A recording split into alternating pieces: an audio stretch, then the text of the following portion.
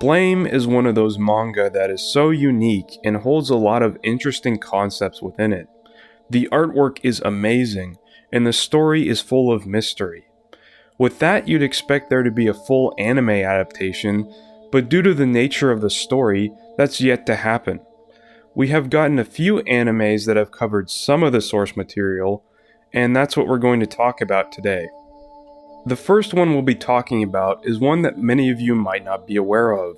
It's called Blame version 0.0.11. This is what's commonly known as an ONA, or an online net animation. It was animated by Group TAC, who made the Street Fighter II movie and the first Baki anime. The anime is 6 episodes that briefly cover some of the chapters from Blame. There are only about 6 minutes each, so they don't really have much time to cover a lot of ground. I'm not sure if some of these segments are new here because I don't really remember them from the original manga, though it has been some time since I've read the manga. There really isn't much animation in some of these, but they have a lot of stills of the mega structure in it. The mood here, I think, is perfect for an anime adaptation of Blame. It does a good job of getting the feeling of Blame without much in terms of the way of animation. The problem is, like I said, it's not a full adaptation of the original source material. Seriously, could you imagine if the whole manga was covered like this? It would be epic. It's sad considering this is the only 2D adaptation of Blame to date. Also, what the hell is this music, man?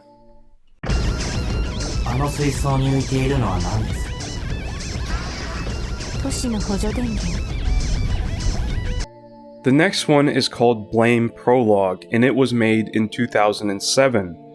It was also an ONA this time, but it was headed up by the legendary IG Productions, who have produced some of the best sci-fi anime films to date.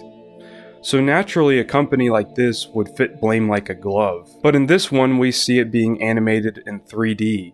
It's comprised of 2 episodes, and it lasts a total of about 7 minutes. It mostly focuses on Killy's battle with some of the members of Silicon Life, and I kind of like how some of the characters are rendered in this.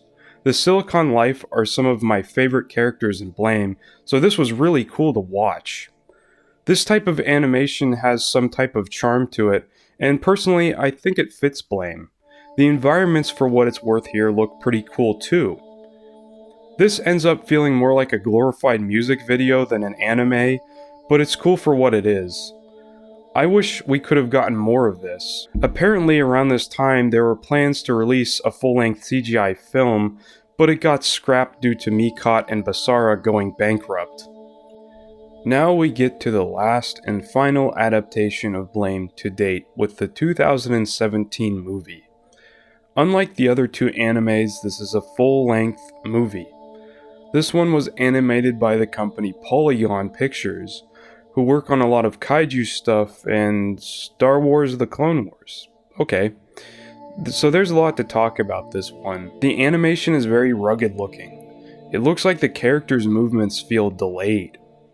Say what you want about Blame Prologue, but at least there was fluidity to the movements. The story isn't that much better. It focuses on the Electro Fishers from the manga and their dwindling resources. The problem is, none of these newer characters are even remotely interesting. When Killy finally shows up, he's more of a background character than anything. The story is written by Nihei and Sadayuki Mirai, and I don't think that it's that bad. I'm not big on the story. Nihei's writing, in my opinion, has always been spotty. It works best when it focuses on the mystery and the mood set by the artwork. I don't really get that sense of mystery or dread that the manga gave me.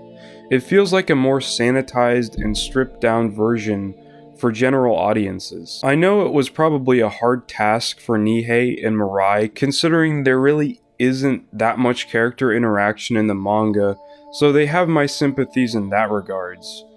There are cool things about it though. I liked how the beam emitter sounded, although I was expecting it to be a little louder. I also think the safeguards looked pretty good in this and were handled very well. Overall, I would say if you never read the Blame manga, then this was probably going to be a pretty decent sci-fi anime, but for hardcore fans, I suggest you skip. Blame is a hard anime to adapt, and I think it's made clear considering the lack of complete adaptations. Its situation is almost parallel to Berserk, and its various mediocre attempts at trying to recreate the manga. A lot of what makes Blame so good is the atmosphere and the isolated situations, but that might not make for a very good anime. I would love to see a full adaptation in the future for Blame, but I think considering the nature of the story and the world it's set in, it might be better to just have it as a manga only. If you would like to support me, I have a Redbubble link down in the description and bio.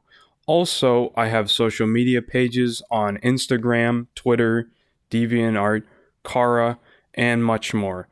Thanks for watching.